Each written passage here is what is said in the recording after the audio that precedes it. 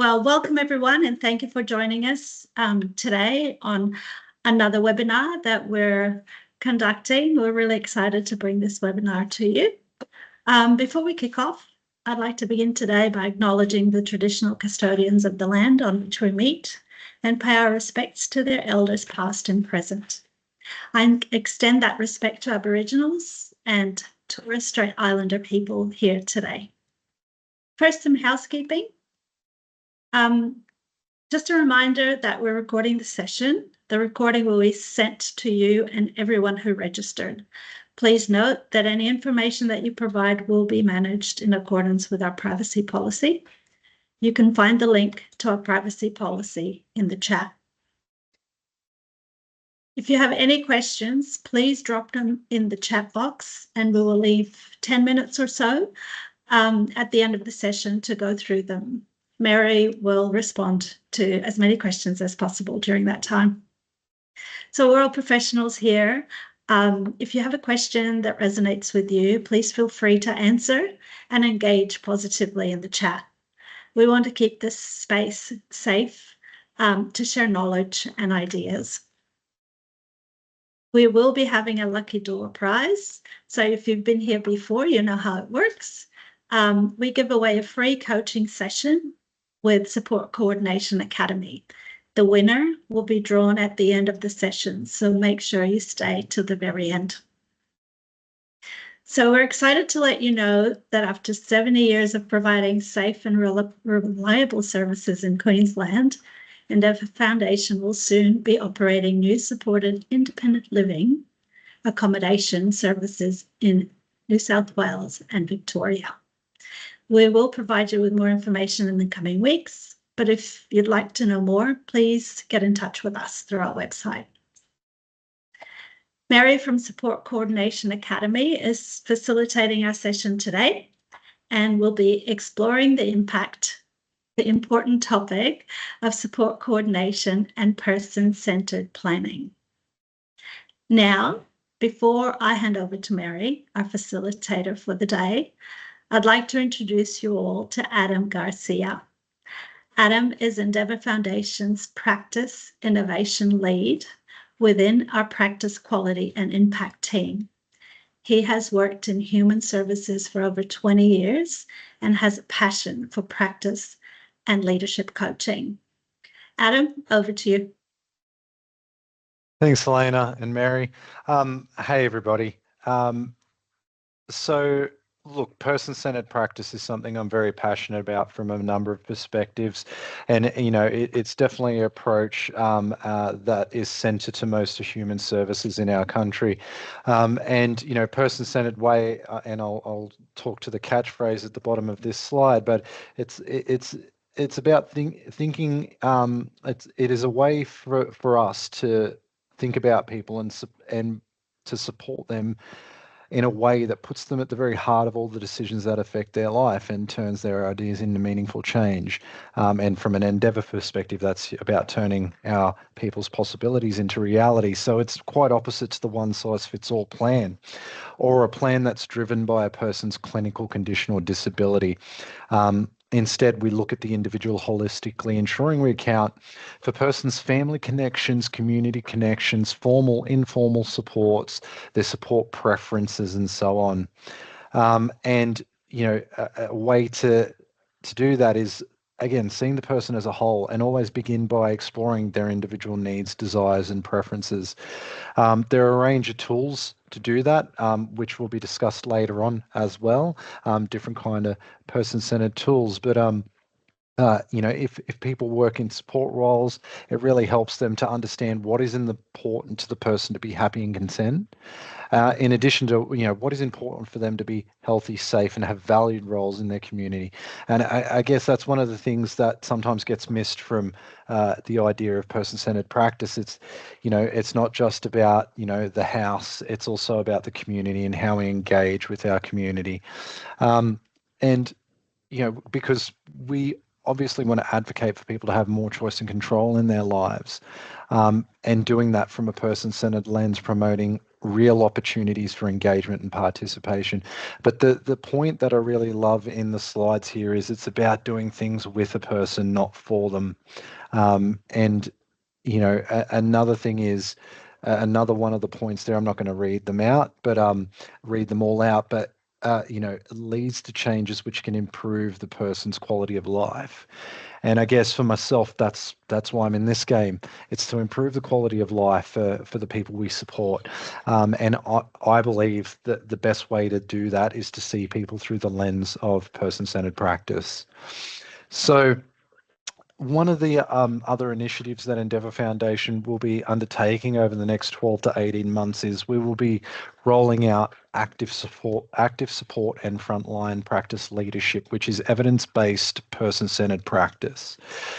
So we've developed training materials based on La Trobe University's open access active support content and their frontline practice leadership content, and we've merged it with some content from the UK. I will put some links into the chat when I finish up, which, if you're not familiar with what active support or frontline practice leadership is, you can jump onto La Trobe's website where you can access this stuff. There are 8 module courses that go through person-centered practice, active support, and what are person-centered practices. There's also a number of other really good content, which I'll whack the links for in there. La Trobe provide really good free information. So Endeavour Foundation will be rolling that out over the next 12 to 18 months. So 100% of our support workers will be trained in person-centered active support. And 100% of our frontline leaders will also be trained in frontline practice leadership, which complements the active support. You can't really have one without the other. And if you go onto the websites, we don't have time today to go through that, but if you go onto the websites, you'll see what that looks like.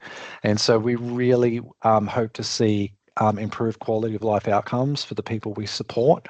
But person-centered active support, it's not just necessarily about the people we support. So the evidence in the literature suggests that when person-centered active support and frontline practice leadership are embedded in services and implemented well, we actually see better job satisfaction and less turnover from support teams. And that, again, that's based on literature. I'm not just making it up. There's plenty of literature out there if you want to go have a look at that stuff.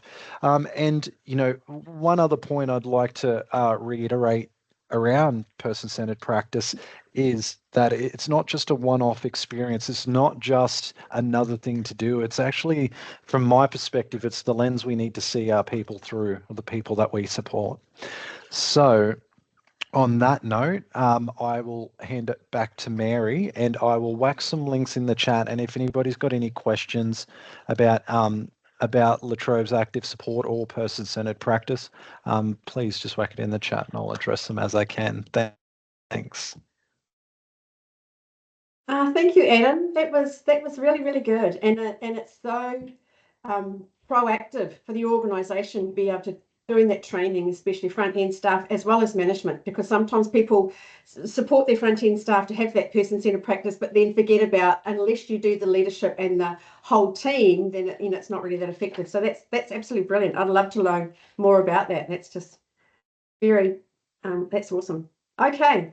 Hi everyone, this is Mary, Support Coordination Academies. I'm sure some of you would have been to our webinars before. Today we are going to focus on person-centered planning and the support coordinator role. So we're going to have a look at understanding what a person-centered approach means, the difference between person-centered and service-centered approaches, and how to support a participant to share what's important to them. So let's get started. So basically what we will do is here we go. So I will talk for about the next half an hour, hopefully. We'll see how we go. And then we try and leave about 10 minutes in the end to answer any questions. So if you have any questions, you can put them in the chat. Karen will be monitoring the chat and putting some links and stuff in there for you as well. So let's get started. Okay. So understanding what a person-centered approach means. So what is a person-centered approach? So person-centered approach influences the way you work, the lens that you see through, which is what Adam was just talking about, and the way that you work with a participant and their extended support network. So it completely centers your thinking to focus on the person receiving support. So it's about you're treating the person as an individual and understanding their uniqueness. So think of person-centered planning as a personalized approach that helps you to truly understand the person as a unique individual with their own strengths and abilities, including being able to contribute how their care is coordinated and, in effect, enabling the person to achieve their life aspirations and goals. So there's a lot of resources out there, exactly what Adam was talking about. There's so much resource out there around person-centered planning. There's some amazing resources in the UK, throughout Australia. So there's lots and lots of training around it that you can get. So it's really, really good to go out and get more information, especially if you're working in a specific area. Just go out and get some person-centered planning and examples around that specific area. Okay, so I pulled together it's really hard because this person-centered planning, you could talk about it for days and days. So I've kind of had to focus down for the next like half an hour, 40 minutes. So what I'm going to focus on first are some underlying principles in your interactions with people that you support in relation to a support coordinator role. Okay, so let's make a start. So the first one is respecting the individual. So when you first start working with a participant, especially if this is their first NDIS plan, they may have only experienced planning from their meeting with an NDIA planner, which often isn't a really good experience. It's really more about information gathering. It's not really an opportunity to build rapport or anything like that. So your planning experience, your person-centered planning, is an opportunity to help the person experience another type or another kind of planning approach that's more considered and helps the person to build a positive and trusting relationship. It's important to take the time to get to know the person you're working with so you can understand what makes them unique and what their strengths and qualities are. It's also important to not only understand this about the person, but also to respect and incorporate your understanding into any documentation that you write. So your case notes, your reporting, anything like that. So a person-centered approach enables you to understand the person first before launching into the impact of their disability and the support that they require. So the aim of this approach is more of a holistic approach. So it means like looking at the whole person and not just focusing on the impact of their disability, because they're a person first. So taking into account their mental, social, physical, and emotional well-being, and rather just impacting on how the disability impacts on their daily life. So again, the aim is to first understand the person first. So how do they see themselves? How do others see them? What are they passionate about? What are their values and beliefs? What makes them happy? What are they concerned about? And how do they express their wants and needs? It really sets you up to get a really good context and building that relationship and rapport, that trusting relationship with someone, because they feel valued and feel like they want to share information with you. But it also helps you to really understand that person's uniqueness and their strengths and abilities. Okay. Yeah, PowerPoint's working. That's amazing. Hopefully all you can see that really well. So the next one is understanding the person's experience, aspirations, and goals. So everybody has a story to tell. So creating a safe place for the person to share their experiences and to understand their situation, their future aspirations and goals. And quite often when I go and meet with people for the first time, they will say to me, "Oh, I'm so sick of telling people the same story over and over again." So it's about building that relationship and rapport and gathering that information over time when that person is ready to share information with you. It's about taking the time to understand the person's history. How did they get to here?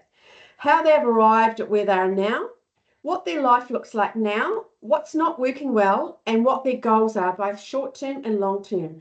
So as a support coordinator, I often talk to support coordinators, especially when we're doing coaching around when you're working with a participant, you're always looking at short-term goals and long-term goals. So short-term goals are often those things that can get achieved quite easily. So it might be equipment, or it might be setting something up that's a priority that needs to happen quite quickly. Whereas long-term goals might be more aspirational and might take 2 or 3 years to happen, or it could be something that you break down into more achievable steps for the person. So it could be like moving out of home, or exploring an ILO option, or exploring volunteering opportunities. So this will help you to gain a deeper understanding of the person, as well as helps you to understand what needs to be considered when linking in supports and services.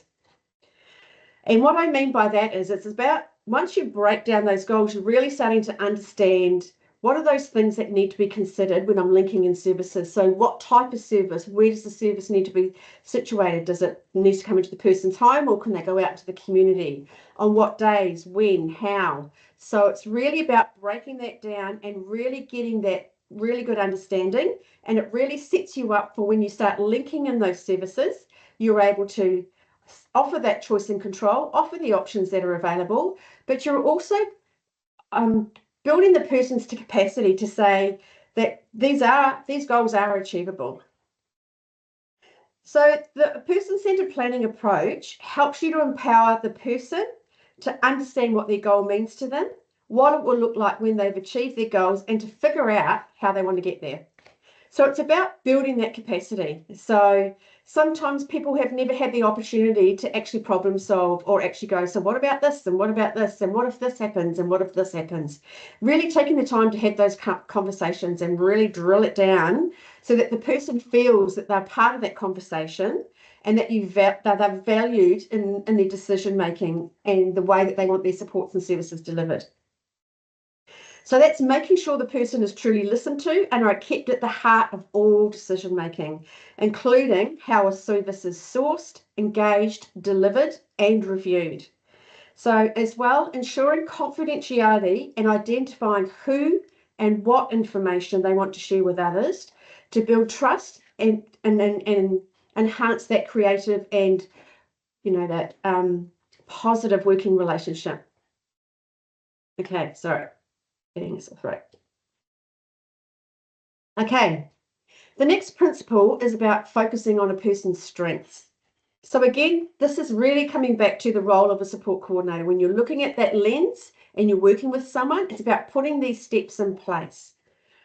So this is about focusing on a person's abilities, their knowledge and capacity, rather than their deficits or where they are perceived to be lacking. This acknowledges the person's resilience, their capacity for growth, learning, and positive change. It enhances that person-centered approach by focusing on the individual's passions, their interests, desires, and what they want to achieve. So this is around facilitating a strength-based focus to recognise their strengths that can be built upon and leveraged on to empower that person to achieve their goals. So when I talk about a strength-based focus and leveraging on those supports, so when you start to really understand those informal connections or those natural connections or the interest or passion, so it might be around, say for example, that you're working with a participant that likes to get coffee from a specific coffee shop on a regular basis, and they've got a really good rapport with the barista. Thinking about how you can leverage that relationship to support them to achieve some of their goals. And goals might be around volunteering or building relationships or building those networks. So thinking about what their passions and interests already are, and then seeing how you can leverage those connections. It's about building more of those natural supports. So a support coordinator's role is also to facilitate the conversation, to help the participant identify how to problem solve and overcome challenges, which in effect values the person as someone who has something to offer and increases their resilience for positive change.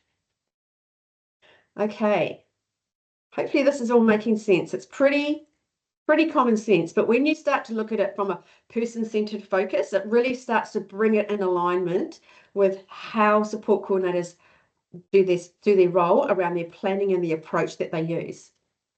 So thinking about coordinated and collaborative support networks, and I talk about this all the time. So this refers to the supports and services being guided and organised around the needs of the person and their preferences. So the person-centred approach will help you to understand what needs to be taken into consideration when linking in on their supports and services, as well how to communicate a person's preferences and their unique support needs. This ensures the supports are coordinated and everyone is working together towards the same goals, each within their own area of expertise.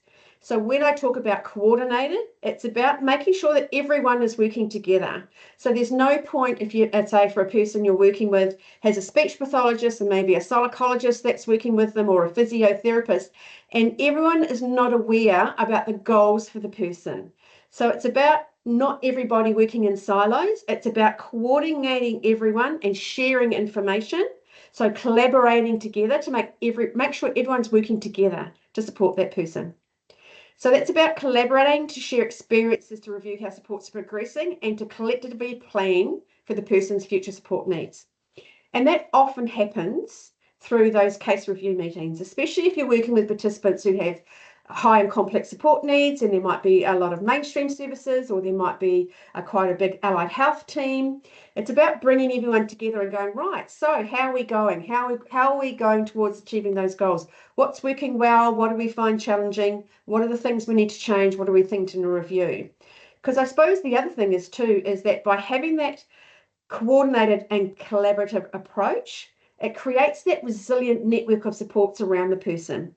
So it really helps if a person goes into crisis or something changes in their life, that support network can come together quite quickly and go, right, this has happened. How can we put some strategies in place to manage this for the person? So it's about understanding what coordinated and collaborative support network actually means. Okay. We're going to have a look at the differences between person-centred and service-centred approaches. How are we going for time? Really good, I think. Pretty good. Okay, so it's important to acknowledge the difference between person-centred and service-centred approaches to service delivery. So it's around the way that the services are delivered. So it's vital, as though you might be talking to a provider and they might say, oh, yeah, we implement a person-centred approach. And then when you start working with them, you kind of go, well, actually, that's not person-centred. So it's about understanding the differences so that when you're working with a service provider, you can kind of talk to them about, you know, what is the approach that you use when you're working with participants? What does that look like? You know, how does that reflect in your service delivery? Okay. So there's a resource by National Disability Practitioners, which is part of the National Peak Body for Disability Providers Nationwide, which is National Disability Services. So they have an NDIS fact sheet, and it's called Person-Centred Planning. So they have a table within their fact sheet that looks like this. We actually refer to it as part of our support coordinator training, because it's a really good example of the difference between person-centred and service-centred, quite high level, but it gives you a bit of an example about what the differences are, and it's very much what Adam was talking about earlier on. So a person-centred approach, if you're thinking about a person-centred on the left and service system on the right, hopefully it's looking the same to you. So when we're looking about planning, they're talking and planning with the person as opposed for the person. So when you're talking with the person, they see the person as the expert in their life and the centre of all decision making. Whereas in a service system approach, it talks about planning for the person. So views the needs of the organisation before the needs of the person. They are the experts and they know what is best for the person. Okay. Person-centred approach focuses on the strengths, abilities and skills of the person, whereas a service system approach focuses on the diagnosis and deficits. The person is fit within the rules and systems of the organisation. On a person-centred approach, they find support solutions that could work for anyone, preferably based within the community. Within a service system approach, it creates supports based on what works for people within a specific diagnosis. Provider decides what services are needed, when services are provided, where services are provided, and who should provide them. Person-centred approach, things are done a certain way because they work for the person. And a service system approach, Things are done that way because they work for the staff or the service. So it really gives you a bit of an idea. You really can start to see the difference. Person-centered approach, family and community members are seen as true partners of the service. Very much reflective of what Adam was talking about earlier on. Service system approach, family members and community are seen as peripheral to the service. Okay, it's quite a broad view. And I think in the current environment and where we are now within the disability sector, that service system approach really reflects where we were quite a while ago, where there were institutions and people with disability really didn't have a say. So it's really important to note that. But the reason I've given you these two examples is it's really about when you're talking with service providers and they say they have a person-centered approach, it's really just about going, tell me what that looks like. What does it look like when your day-to-day work? How does that implement it on the ground?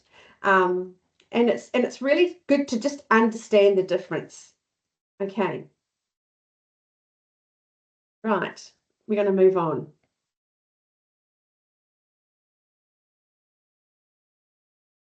Okay. So person-centered planning. Okay. Person-centered planning approach. Okay. So as a support coordinator, you will use the person-centered approach in your initial planning. So as soon as you start your planning, after you have been sourced and engaged by participants, so you got your service agreement signed, you got your consent form signed, start your planning process. So that person-centered approach influences all of your planning. So it helps you really, again, because it helps you to understand that unique situation and their support needs. So what we train within Support Coordination Academy is I often get support coordinators asking me, so how do I unpack that plan? How do I help a person to make sense of what that plan actually means? And especially with a person-centered approach, you always need to start with the person's goals. Of course, when you meet with someone, they're going to have questions. You will always answer a person's questions because they're often feeling quite heightened and maybe nervous about having that first meeting. But it's really about coming back, bringing it back to the person's goals and understanding what their goals mean to them. Because once you understand those goals and you take time to really, truly understand what they mean, everything else just flows. So when you start with the goals, you're really starting to look at what are the person's goals. So they might actually have goals on their NDIS plan that don't mean anything to them. And that's okay. As long as the funding on the plan can link back to their goals and is still aligned with their goals, that's okay. If they are worded differently or they mean something slightly different, that's okay. So it's about understanding. So if you start with the goals that are on the participants' plans, you might go, so what does that mean to you? And they'd say, well, I'm not quite sure. And if you start to say, well, if this is what it would mean to you, what does that actually mean to me? What does that mean to you? Really having that conversation and really taking the time to drill down and understand that. So really understand in their language, what does that actually mean to them? And how they want to achieve their goals. So I always talk to people about, let's really understand what the goal actually means to you. So when we say your goal is around building your capacity to, have more relationships and positive people in your life, what does that mean? And so they start to tell me a story about what that means to them. And then what I talk to them about is say, okay, so if you achieve that goal, what would that look like then? How would that feel?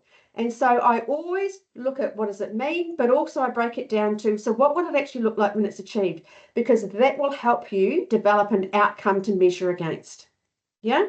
So then when you come back and you review after about, like 6 months later down the track or whatever that might be, the goals, you might go, so this is what you said it would look like. What does that goal mean to you now? Has the meaning of the goal changed? Or does the outcome actually look different now? So you've reached this outcome, you might still have the same goal, but what does it look like now? So it's about continuously reviewing and understanding a person's perspective. So once you understand a person's goals and how they want to achieve them, You then helps you to understand the supports and services that are required to enable the person to achieve these goals. So you then start going, okay, so if these are the goals and we're looking in the future and this is what it will look like to achieve them, working backwards, what do we need to be putting in place to support that person to achieve the goals? So do we need to break those goals down into more achievable steps and go, well, say, for example, your goal might be around volunteering, but you've never done something like that in your life and you're quite unwell at the moment. Let's first focus on your health and well-being. And then once you're feeling a lot stronger and you feel like you have the confidence to then start looking at volunteering, then we can start doing that. So it's about breaking the goal down into steps. You're working at the pace that the person's at. You're really listening to where they're at. And just because they have really aspirational goals doesn't mean that they're not achievable. It's about breaking them down into achievable steps sometimes. But it also helps you to understand what are the barriers for that person to accessing that support and what supports need to be engaged to support them to overcome those barriers. And the next step then is where and how can that person access the support that they need? So where are they going to get that support from? Completely depending on what the kind of support is. So is it a support that you can leverage that they're already kind of accessing as part of their informal network, or some natural supports that they've already built within the community and you might be able to leverage off those supports, or it might be something that a friend might be willing to support a person through? Is it part of that informal network? Can they access support through their community? So is there a community organisation that might be providing some services? So for example, if a person has a really big passion around their dog, they've got really passionate about their animals and they want to build some relationships, have goal around building some more positive relationships, then you might be looking at volunteering at the RSPCA, or you might be looking at dog walking groups or something like that. So thinking about what are some creative options that might be available in the community. You're also thinking at the same time, there's all these mainstream services out there that the government already funds. So are there any of those mainstream services that the person might be eligible for to access some additional support? Or is the NDIS funded support the most appropriate option? Because it's a very unique support that's unique to this person's disability-related support needs. And then if the NDIS is the most appropriate option, what would the support look like? So again, you're going back to the NDIS price guide, you're looking at the support that's related onto the NDIS plan.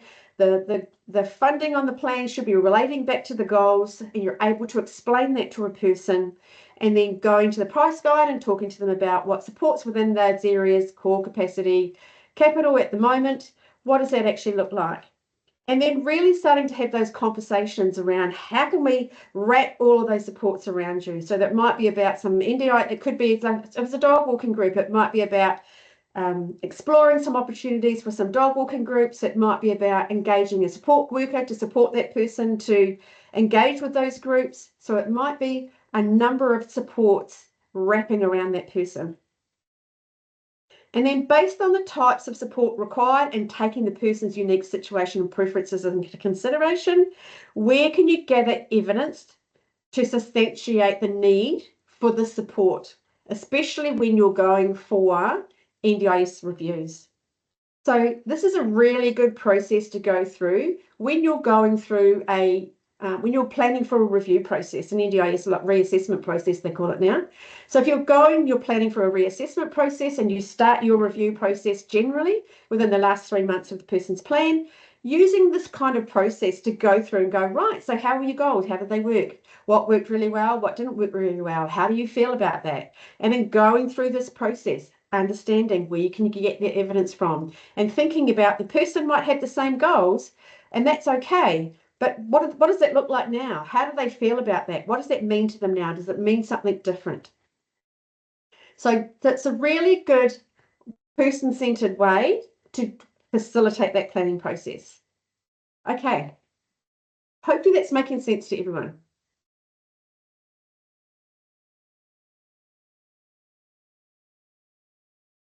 Okay. We're going to have a look at another tool that I've often used which I find just amazing and quite empowering for people.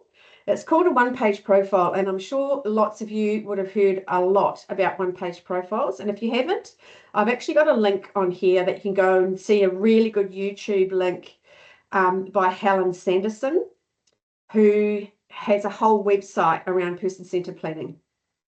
And I think Karen is going to put these links in the chat for you to go and have a look at. Thank you, Karen. That would be amazing. Okay. So a one-page profile. There you go. She's already done it. Okay.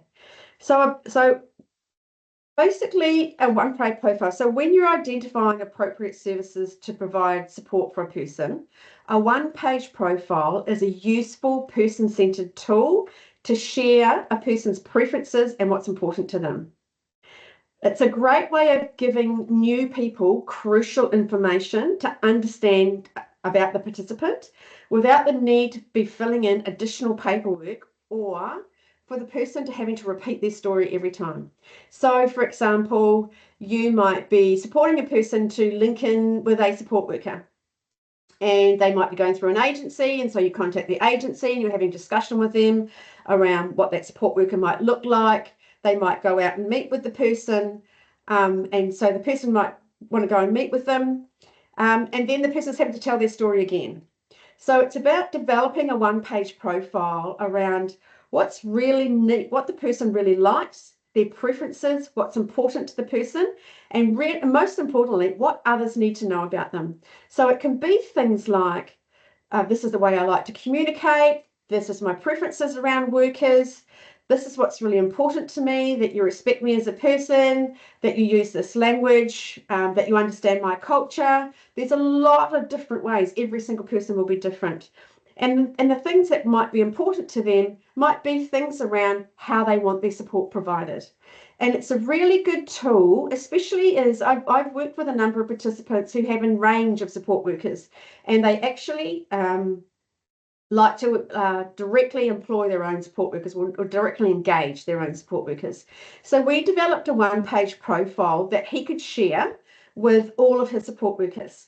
So they got a really good understanding. And then the other thing that we actually did is that because he had like 5 different support workers that he had, we made one support worker who was the most experienced in that person's life. That was like, not the senior support worker, but was like the person who could really explain to other people the best way to support this person. So we found, but combined between that, having that conversation with new support workers and using a one-page profile and the meeting with the participant, it got them up and running a lot quicker. And they really got to understand and could follow through using that one-page profile to really go, oh, so what does that actually mean to you? And what does that look like? And really unpack it a bit more and really engage with that person. And we found that it's a really effective tool. Okay. The other thing that I find too is that it's a really good tool because what we actually found with some of these not support workers, but another person I was supporting was engaged with an organisation, that the communication between the managers and the team leaders and the people that were working in the supported independent living housing wasn't actually being communicated very well. So when we started to support them and talk to the agency about developing one-page profiles or these kind of things, they actually found that they were sharing the communication a lot better, and it really empowered the person to have a voice. Okay, so here we go. 20 minutes left, right.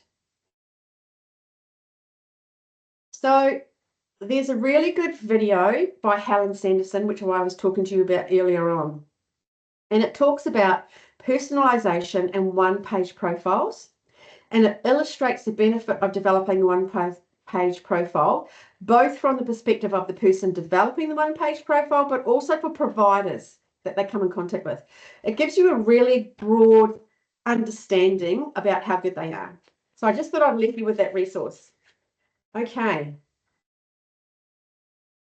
Right, we're going to go to Q&A. Okay. And I'm not quite sure. Helena, have you moved things into the Q&A section, or do you want me to use the chat? The chat. The chat. Okay, because there are some in Q&A as well. We'll move them across. You'll move them across. Karen will do that. Yep. Karen, okay, so just Q&A then? Yep, here we go. Okay. Just chat. Chat. It's all moved to Q&A, Karen's saying. Okay.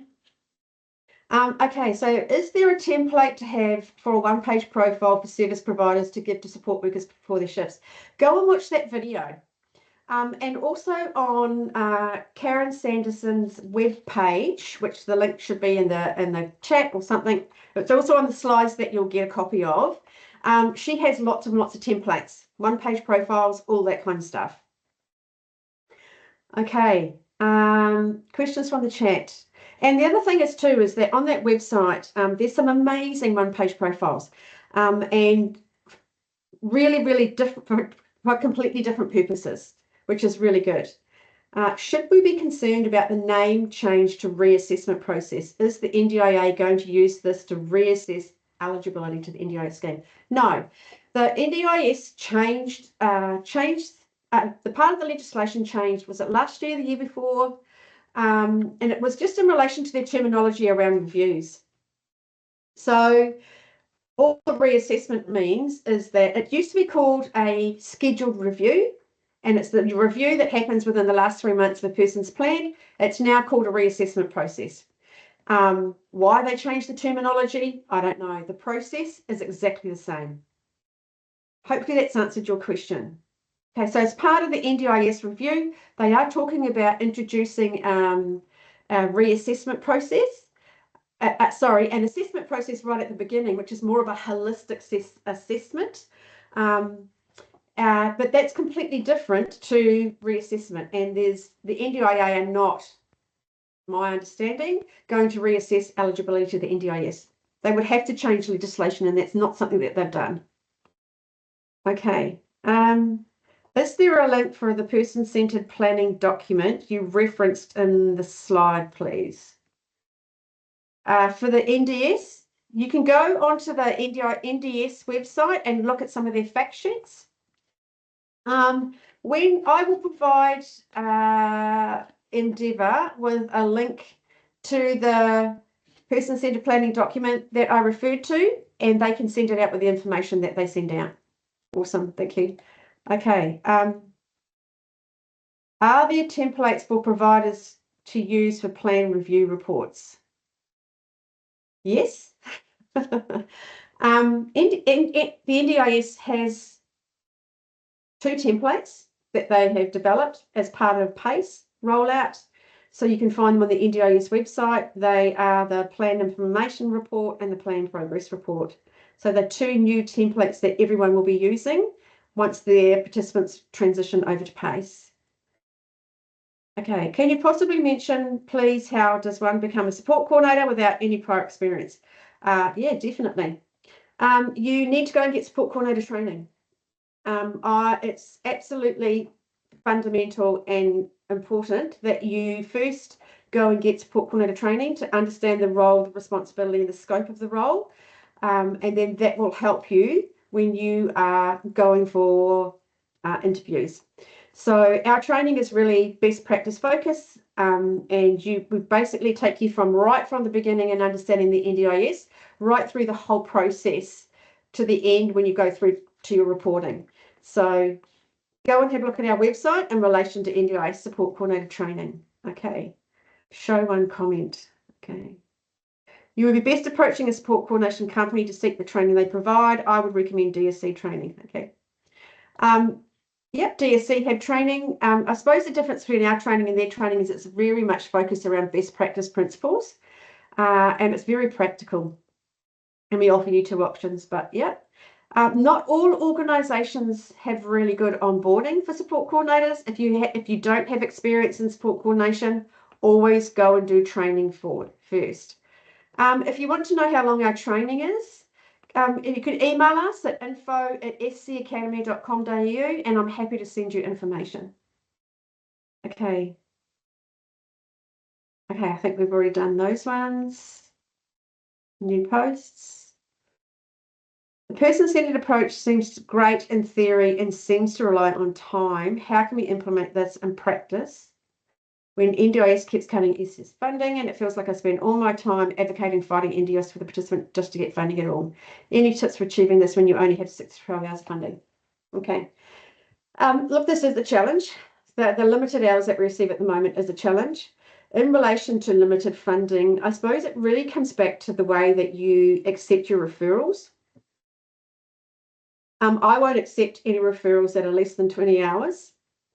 So it's really about pushing back to the NDIS and saying, asking them to justify why they've got such limited hours. And the other thing is to think about is person-centered planning, as Adam mentioned earlier, it's not an additional activity. It's about a lens that you look through. It influences the way that you implement your practice framework. So it's about the way that you do things, it's not an additional activity. Hopefully that makes sense. It's about the way that you do things every single day. So before you even start working with a person, you go, right, so the approach that I'm using is person-centered. What does that actually mean? Okay. Support coordination role within the NDIS, that changing. I think you're talking about the NDIS review and the navigator roles. That is a 5-year plan. Support coordination, the aim for the recommendations from the NDIS review is to transition into support, for support coordinators to transition into those roles. That's a long way off. And the thing that I really love about the suggestions around the navigator roles is that people who are already working in support coordination are going to be in high demand because they already have those skills and experience. And plus the navigator roles are going to really create opportunities to work in specialised areas, which is what I just love. So getting into support coordination now is a really positive thing to do. Okay, I'm interested in a career change, moving from teaching back to my background in disability support. Very excited to hear such a big move to person-centered planning. It's great to see such a shift in the last decade.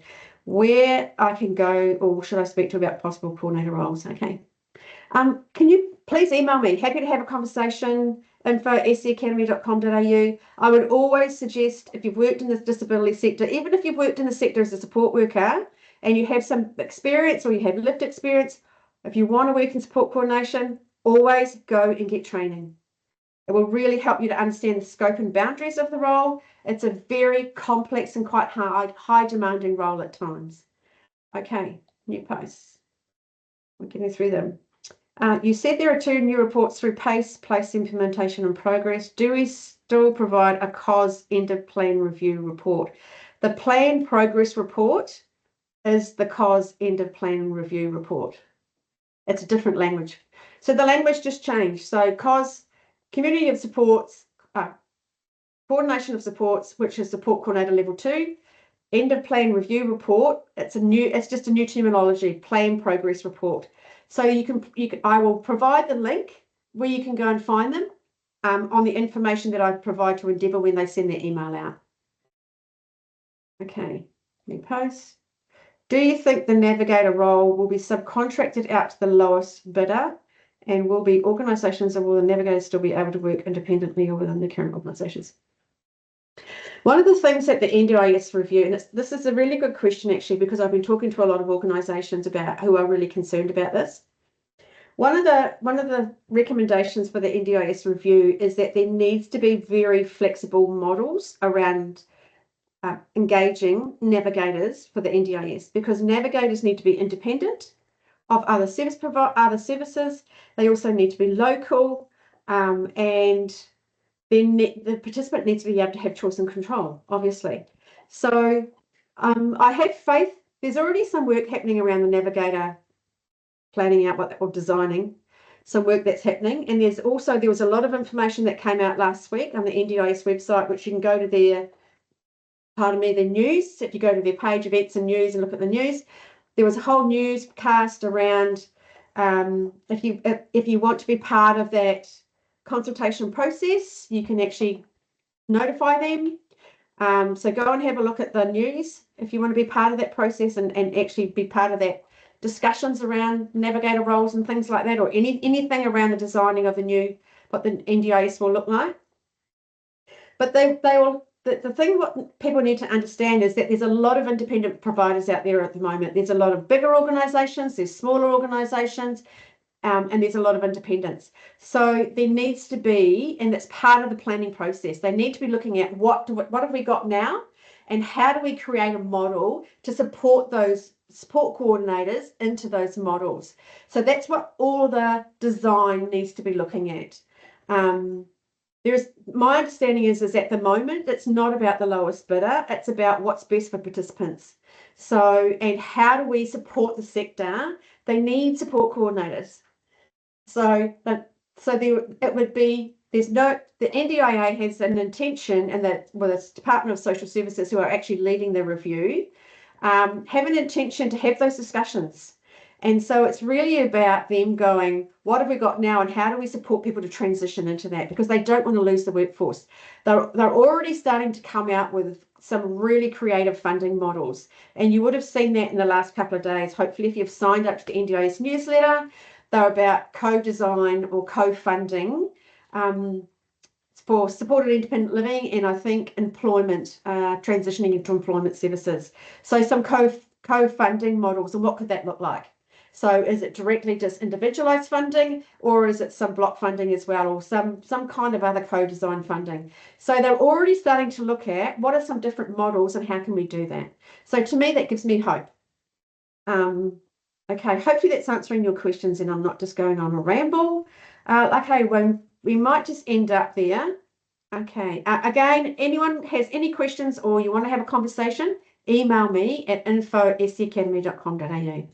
Okay, Helena, I will come back to you. Thanks, Mary. Thank you. Thanks so much. That was fantastic. Super informative. I'm sure that everyone found that information really beneficial. Thanks, everyone. We'll go through all the unanswered questions and provide a response where we can. You should receive this and other resources early next week via email. We do have a winner for the Lucky Door Prize, and the winner is Jane Adams. So please complete our feedback form. You can find the link in the chat box. It will help us to inform future sessions to see what you want us to explore. So the next webinar topic will cover the NDIS reasonable and necessary criteria. You'll receive the registration link in your inbox very soon. We hope to see you then. Thanks everyone for attending. Bye.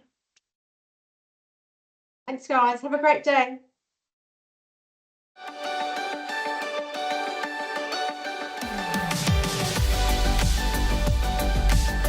Hello everybody, welcome to our Learning and Lifestyle Hub. This is where we make learning fun.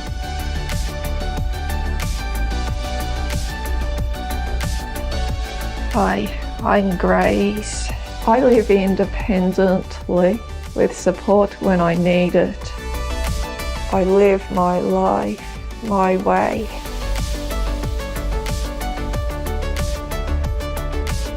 Hi, my name's Jeremy. My daughter's 3 years old. My daughter's proud that I come to work. Hi, I'm Maddie and I work for the Endeavour Foundation. I come to work with a big smile on my face every day. Love to work here because that's my new family.